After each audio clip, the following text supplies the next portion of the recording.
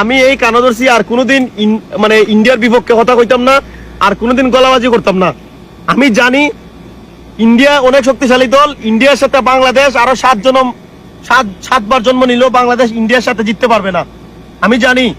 আমি জানি ইন্ডিয়া অনেক শক্তিশালী দল। ইন্ডিয়ার সাথে বাংলাদেশ কোনোদিন জিততে পারবে না। বাংলাদেশের এই ধরনের কলিজা নাই।